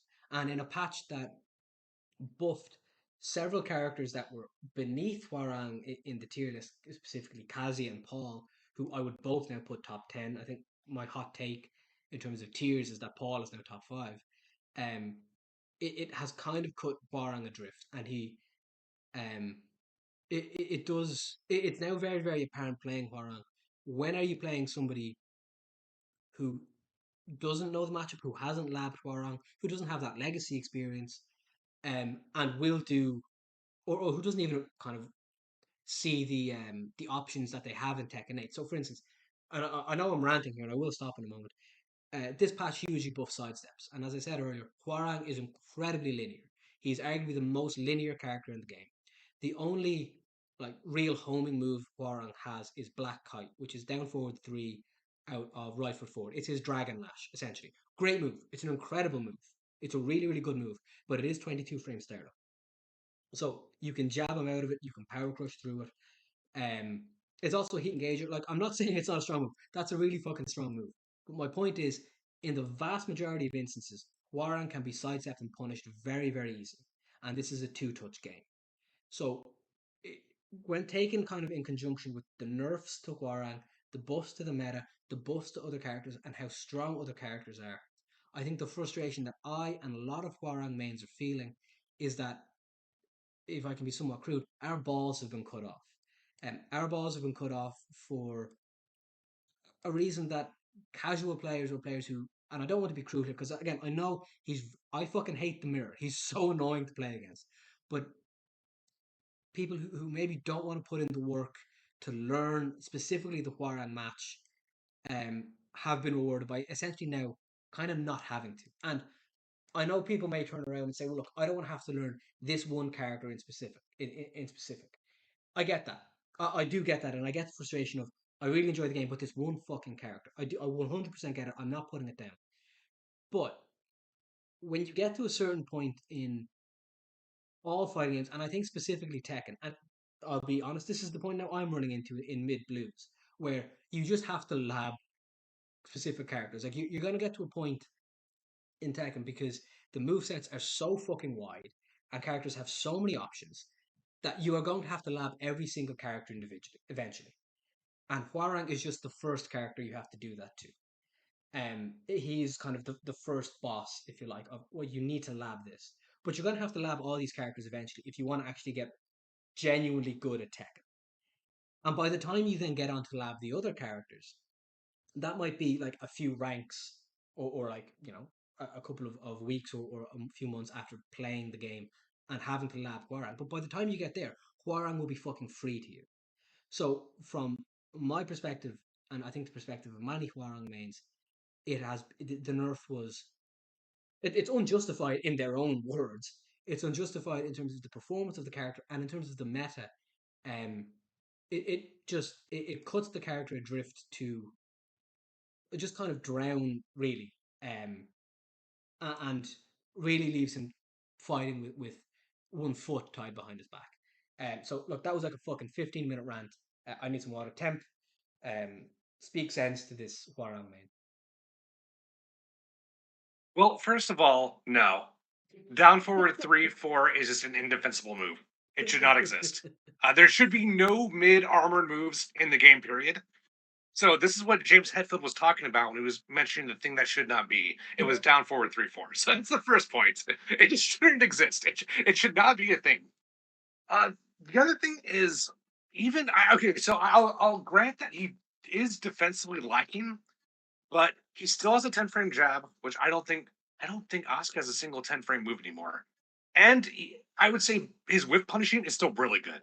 Agreed. So I'm willing. I don't think he. It's not clear to me he should have good defense. So I'm fine with him not having strong mid armored move in that respect. I, But I would I would agree with that, and like I finally, will yeah. freely say his whiff punishing is excellent. He's one of the best whiff punishers in the game. Yeah, so I think he was good. I think also when you have the kind of okay, let's forget about the patch. We're back into like April 2024. Yeah. When you have that kind of offense, you should not have that sort of neutral, and that's just the end of the discussion, in my opinion. That neutral should not exist without a heavy risk reward factor attached to it. And does he need it now? I would still say no, but even if he did, I don't care. That just shouldn't exist. Okay, but And it was ridiculous having to guess on block. Well, yeah, go on, yeah. I would just say my counterpoint to that is he's not the only character who had that. So I don't from care. I honestly do not care. but then why should and this is just getting the philosophy of it. Why excuse me? Why did Hwoarang get that nerf and not Nina, not Jin, not characters with okay high heat engagers, but sorry guys, um, like characters like Law, like Asuka, like Victor, who have Eddie, who have what I would consider objectively way better, safe, high range, heat engaging armor moves. Like I still think, despite the fact that Because gone. because if you don't nerf him, now instead of having to deal with King, I now have to deal with King, Dragonov, and Hwoarang. That's why. Because at least if we nerf Hwoarang, I have one less to worry about in a game that has ridiculous armor properties. I mean, So we're okay, closer to the solution. It's unfortunate that he was the first on the chopping block, but we're still closer to the solution overall for the Tekken 8 meta. I We mean, just got to keep going. We can't oh, stop here. We got to okay, go for. We got to progress. but would you say that the rest of Hwoarang's tools were? And look, I don't want to. Maybe we just kind of naming two characters with very strong armor, but the rest of Hwoarang's tools, in my opinion, as strong as he is offensively, were not close to what Dragonov or King could muster. Yeah, but that just means they should be nerfed. I don't think that's a path. And to be fair, I agree with you on the down. Well, I'm pretty sure I would really have to go into the lab and test it for myself. But at least, uh, prima facie, I agree they should not have touched Hwoarang's down 3-4. I agree with there, but the down forward 3-4, there's just no reason for that to exist. I mean, Even if you can technically beat it, yeah, oh no, I was gonna say, and look, I'll let you finish, but I would actually, I would reach a compromise in that, like, if down 4-3-4 got that nerf, okay, but you can't touch down 3-4. You can't, if you're gonna cut my balls off in neutral, my offense has to be as potent as it ever has been, because now when I'm in neutral with Hwoarang, I'm a sitting duck. Which, and some people say, well, look, that's how Hwoarang is built. Okay, fine, but you can't fucking handicap me on both ends. You can't take away that's fair. I my would agree with both that. capabilities. Do you know what I mean? Yeah, no, I think they should have given his performance. I would have let down 3-4 rock quite a bit longer. But I think the conjunction of the really dumb down 3-4 with the armored down forward 3-4 was just absolutely ridiculous. It made playing neutral and defense against Hwoarang just insane. Even offense was ridiculous because if your 10 frame like pressure is not perfect, the armor will beat it and you will get knocked down. And getting knocked down by Hwoarang, or is just terrifying. Like that was the wasn't I didn't care about the damage. It was the fucking knockdown. I lost my turn and I'm on my back. And I have to worry about that stupid ass plus frame running move. That was not fun. So you can't have it both ways. But as for down 3-4, I was perfectly fine laying that rock. I did not even think that was that bad. But yeah. Yeah, like, I mean, I think we could probably agree then. Like, I would agree with the concept of you can't have it both ways. So I suppose I would like to have it, but I would like to have it one way. If you're going to tell me I can't have it one way, let me have it the other way. Does that make sense? Yeah, I think that's super reasonable. I don't think anyone defends for I've seen some exceptions, but I don't think anyone defends the down 3-4 nerf. I think most people or even all right with the armor move. I feel like I was relatively unique in that respect. Um, but yeah, just the combination of his stance offense with his neutral control with that armor move was a fucking sex nightmare. I hated it. I never want to live that again. So I'm glad that that era is over, and I can finally like counter hit throw punish down forward 3-4. That's gonna make the match. So even if you may still lose, I mean, Hwoarang is still like really strong at mid range, but at least I'm gonna lose against like Tekken. I'm not gonna lose against some crazy drive impact bullshit. I mean, he says while playing fucking Asuka with what's her shoulder forward 1-2, which is just fucking like a 14 frame heat engaging power crush. Hey, I said they should have left Asuka as she Uh was. I huh. thought Uh Asuka huh. was Uh fine. huh. Uh Blame the huh. crybabies. Blame Uh-huh. blame the people who were playing politician for the last 3 months on Asuka buffs. That was not me. I I'm was a fine with the fucking character. I'm a I did fucking not man. want buffs for Asuka. I'm a fucking a man begging on the street while there's other guys like, yeah, bro. I mean, I didn't even want a new car, but they just gave it to me. This car does not get good gas mileage, and I'm over here like, bro, what the fuck? I just I would unlocked like my to give gun. back the car. I did not want the car. The problem is when you get a new car, everyone wants to ride it, and everyone is riding Asuka right now. And it sucks. I hate it. Um, I'm not gonna kind of take the double entendre there. It's too easy. Also, like, Asuka has no neck, and the more it gets pointed out to me, the more I cannot ignore it. It's really weird. She has the shoulders of fucking Brian Urlacher. I'm not sure what is going on here. She has, like, look at her neck. It's fucking. She has, like, I wish I had Asuka's shoulders. I've been working out for like a decade. I do not have Asuka's shoulders and lack of neck. It's insane.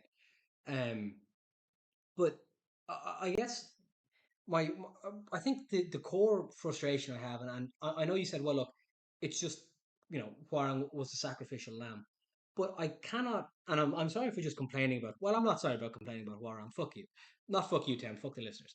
Um, I don't mean that. I love you, but the fact that Hwoarang got nerfed and other characters is like, let's take Elisa for instance. Like, is there something I'm missing? Because it's just bizarre. The choice to nerf Hwoarang, and again, I would agree prima facie with the statement of, if you have Hwoarang's offense, you should not have the neutral control given to him by down 4-3-4. But even then, he wasn't a top 10 character. He was. I wouldn't have called him top 15, maybe barely top 15. But then you have characters like Elisa, like Jin, like Dragonov, like King, and I just at a fundamental level, I, I don't understand the philosophy that went into patch 1.05. And I'm aware I'm saying that as one of the more aggrieved parties. I think the only players who are probably more aggrieved than Hwoarang players are Devil Jin players. And incidentally, if you are a Devil Jin player, listen to this. My heart goes out to you. That's a tough one. Um, I cannot understand the philosophy here. So have you any guidance on that?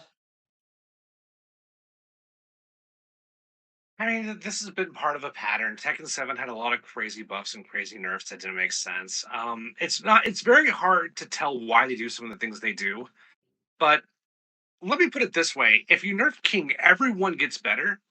So if all they did was significantly nerf King, I'd be perfectly fine with all the Hwoarang changes, all of them, because it's like, okay, well, the whole game is fucking better now, so everyone can compete on a new level.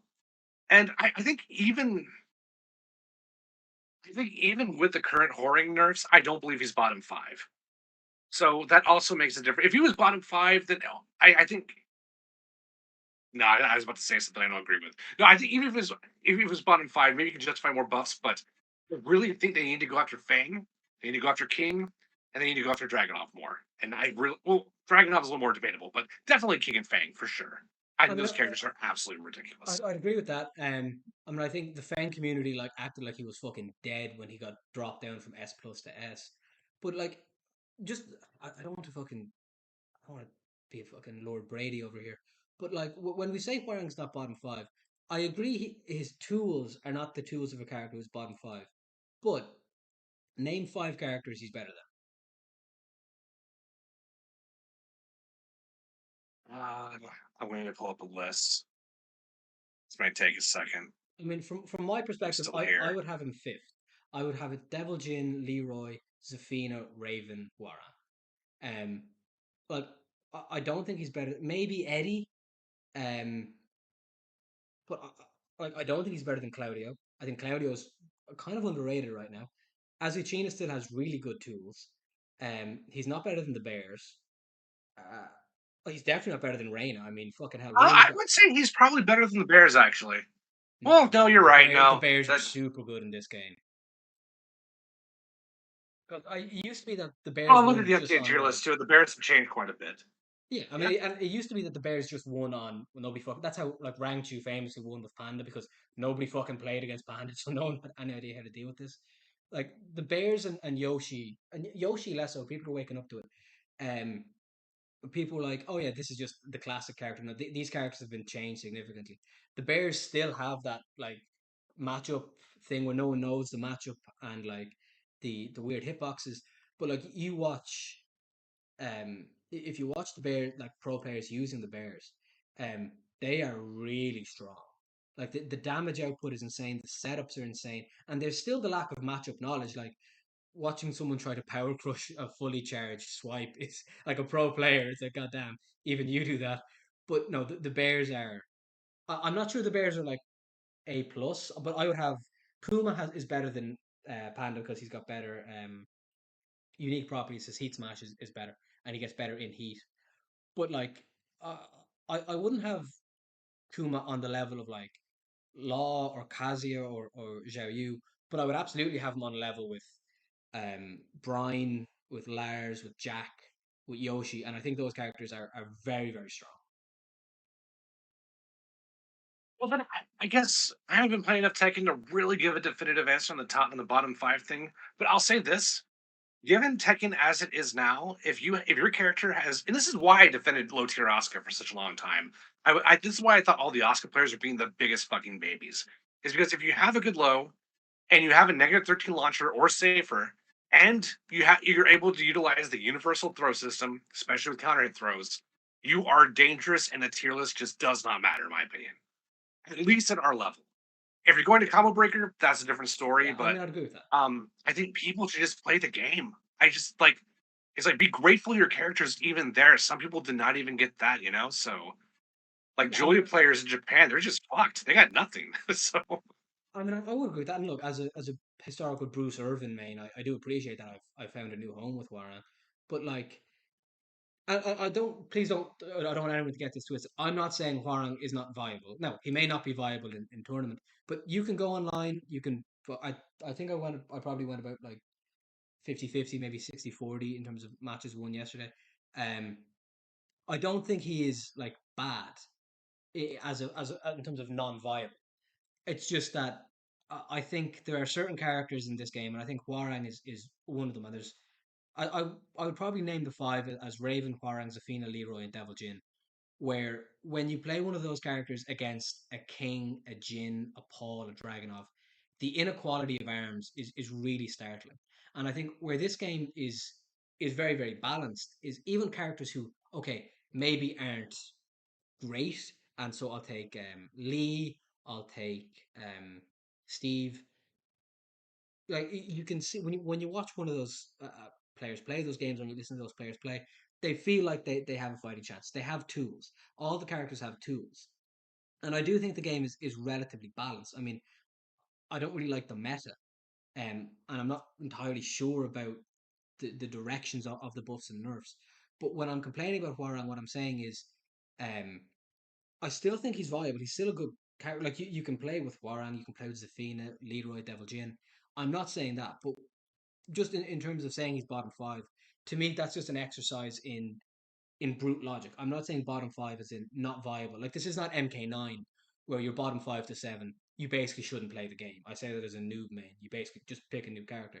You can still play the character, um, but in terms of seeking balance, like there has to be a bottom five. But just by definition of a tier list, there has to be a bottom five, and I think Hwoarang does fall into that.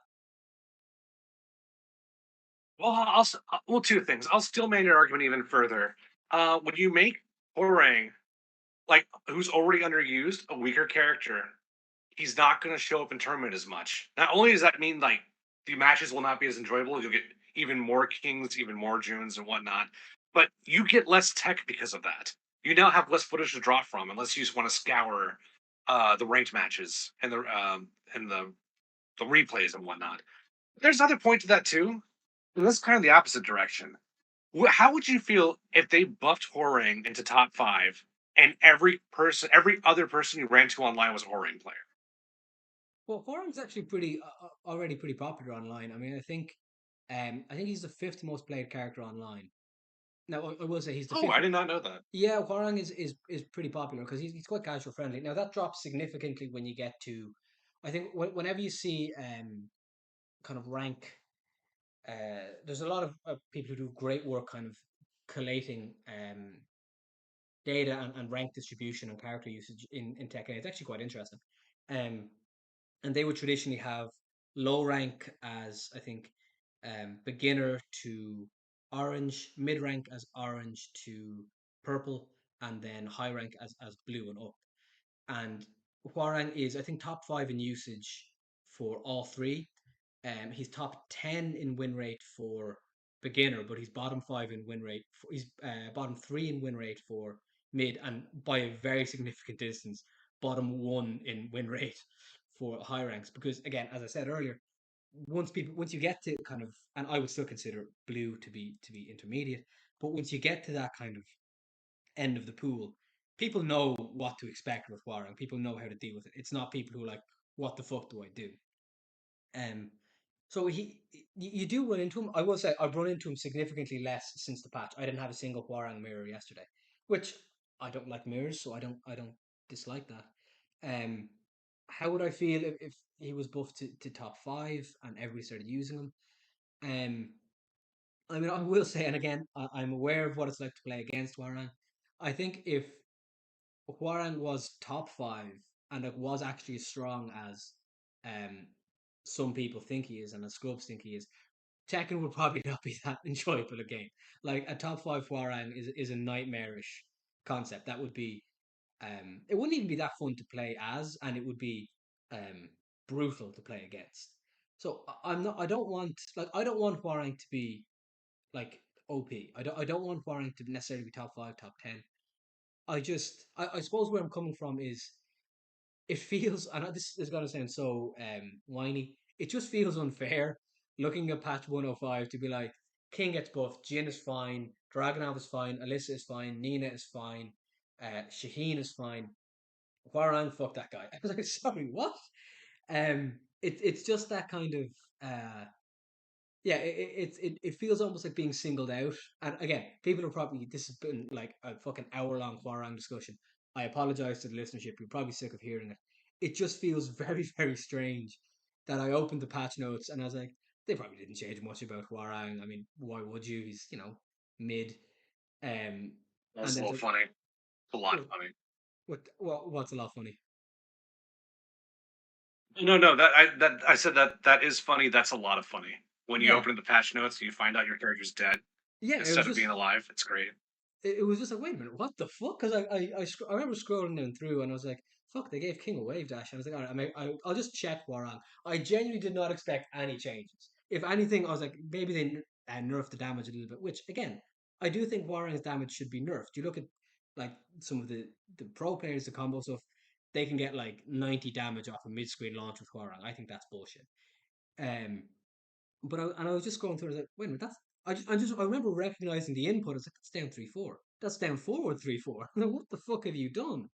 Um, yeah, and I think that's and again, I get that people do not like Hwoarang, and Hwoarang because he is like I said, he's the first kind of boss you come across playing Tekken multiplayer, because he is one of the first kind of scrub killer knowledge check characters. Um, there's a lot of kind of inbuilt hostility towards Hwoarang because people are either at the stage where Hwoarang is just beating the shit out of them, or they remember when they were at that stage and they have an instinctive reaction of fuck Hwoarang. I get it. I do. I absolutely get it because I still get like that with Eddie. Even though I know Eddie isn't that good, I fucking hate playing him. I get like that with Steve. But it was just very strange. And it was a reaction I think shared by pretty much all Hwoarang mates to be like, how did all these characters escape? But Hwoarang was the one where they're like, yeah, we're nerfing the shit out of this guy.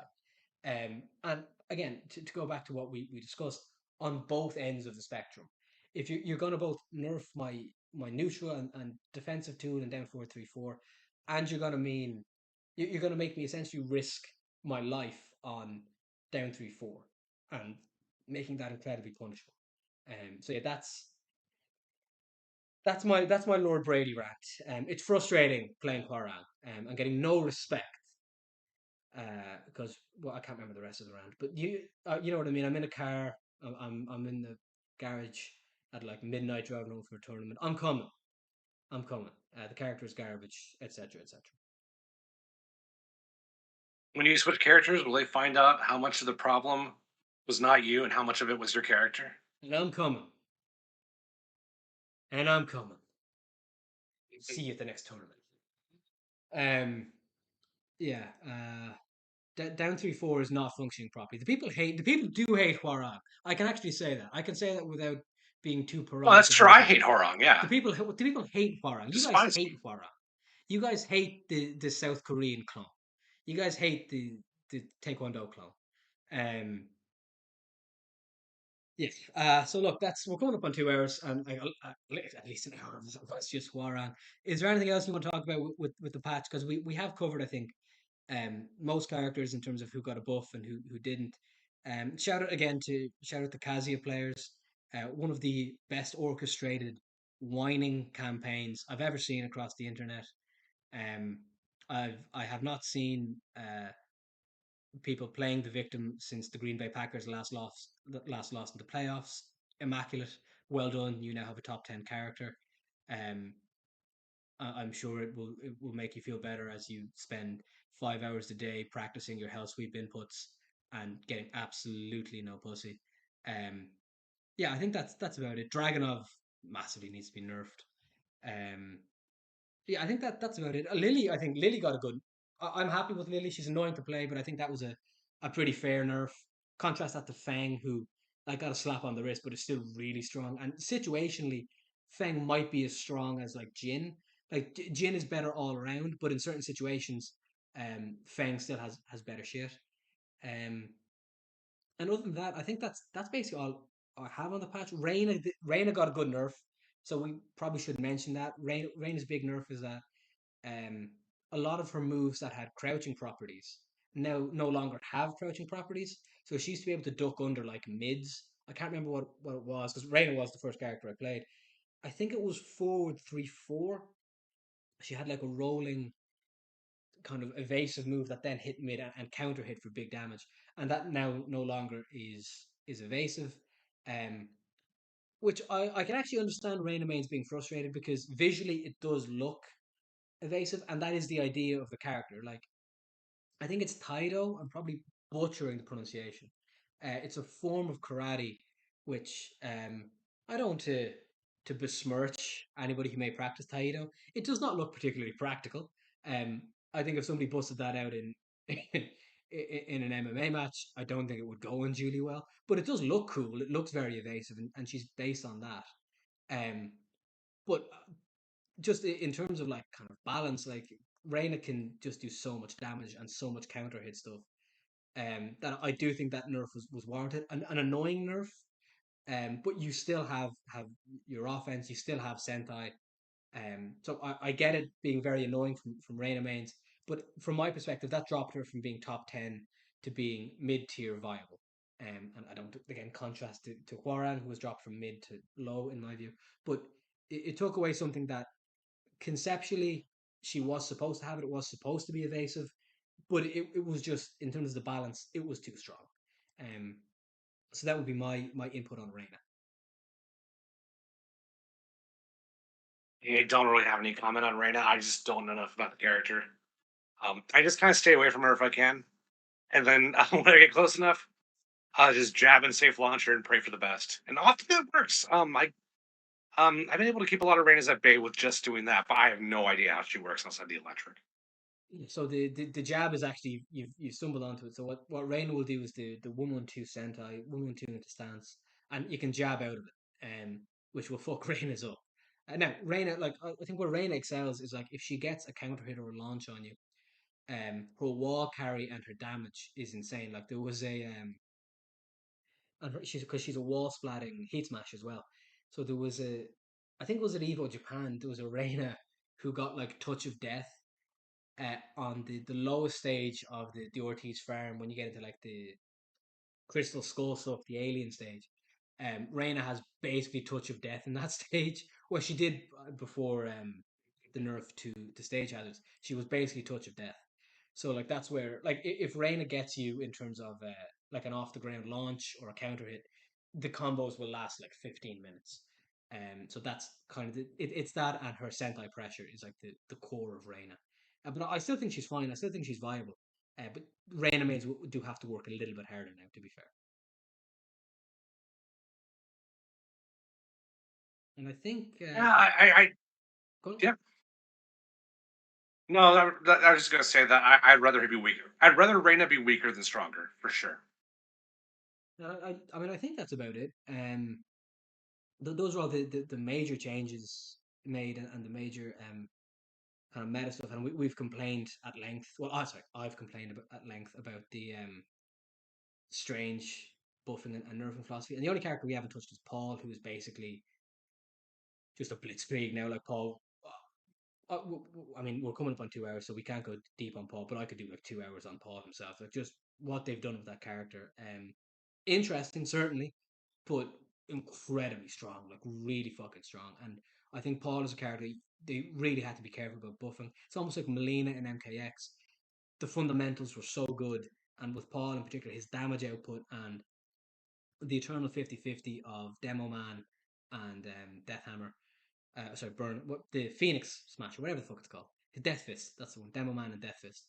Um, the eternal 50-50 of that now added to everything else, I think has made Paul really, really overwhelming. And as I think I said earlier, I think my hottest tier take is Paul is now top three. But I won't go mad deep on that because we just don't have time because I think we need to wrap up now.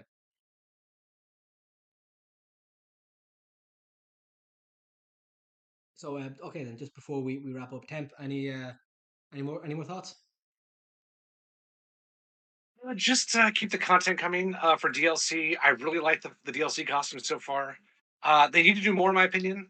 I really feel like because SF6 is doing such a poor performance of bringing out like costume content. So like, there's still so many classic costumes we don't have Tekken yet. And in Street Fighter 6, outside of like the day one release, we have like zero classic costumes out of like a 30-year legacy of classic costumes. And that is such a fuck up. So Tekken's doing a much better job, but I do think they need to do a lot more. I mean, I'm not really interested in like these custom ninja costumes. Just give me classics. some of the classics, like I mean, Asuka's classic looks good. I mean, it's weird that the leather looks like denim, but aside from that, but like I think King's Tekken 2 skin looks awful. Um, I think that looks hideous. Nina's catsuit is fine. Jin's tracksuit looks from Tekken 4. I think that looks like plastic. I think some of the classic costumes have been very hit or miss.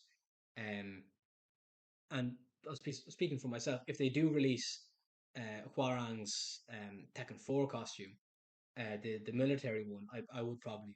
I'm not sure I'd use it, but I'd buy it and hope I could take the spiky hair from it and put it on my bike or Hwoarang. So yeah, I'm the classic costumes have been a little bit hit or miss to me, to be honest. That's fine though, because a bad costume is still not nothing. And literally, SF6 has given us nothing as far as classics. Since the game dropped, we've gotten. I mean, we got the costume threes, but the vast majority at best look mediocre. Worst look Yeah, like terrible. So I will take a Ken's third bad King costume costume, looks. a bad Kazuya costume. Yeah, I Say mean, again? I was gonna say I agree on the third costumes. I mean, Ken's costume in Street Fighter 6, in my opinion, his third costume just looks awful. It looks so gross. It just I don't enjoy it at all. Um, The whole situation is just pathetic. They should be embarrassed on the Capcom side. That is just ridiculous how little content has come out for that game. and it's strange because wasn't like Street Fighter 5 was saved by just massive amounts of costumes. Um, and like that was I the believe they were outsourced though. I believe they had were they those were all okay? rendered by third parties, and that's why Uh, they were able to pump them out so quickly. I didn't know that. Okay, so but again, RE engine is just harder to develop for as well. So yeah, oh, okay, so it's a new engine. It's more difficult to outsource kind of thing. it's a texture thing. They have to like render all the textures like individual or something. It's something dumb. But that's I mean, then hire more people. Then increase your staff. I mean, do something. Or if you have to outsource it, you do what you got to do. But like, don't do nothing, and even worse, don't do nothing, and then release a bunch of bad new costumes. That is the worst case. We are living in the worst case scenario for Street Fighter 6 right now, for many reasons. But Wait, we'll I save think that for another day. yeah, I think that's the next episode. Um, but it is strange because like as much as I kind of dislike it conceptually, the last decade have proven that selling costumes in fighting games is a winning proposition for the company. It's a profitable proposition. People will buy it. And it's I find it very odd that I mean I get Tekken is I would like again Tekken should be doing more. Um, MK are doing it now. They're somehow doing it in a slightly scummier manner. Um, because Warner Bros are just built like that. But it's strange to me. Capcom are like, yeah, we're just not going to release any more costumes. Um, it's yeah, that is very strange. And because it can't be because again, it must be it's proven to be a profitable endeavor. So surely that would justify hiring new staff or expanding your staff to do so. Or surely you would build that in when constructing the staff to work on the game.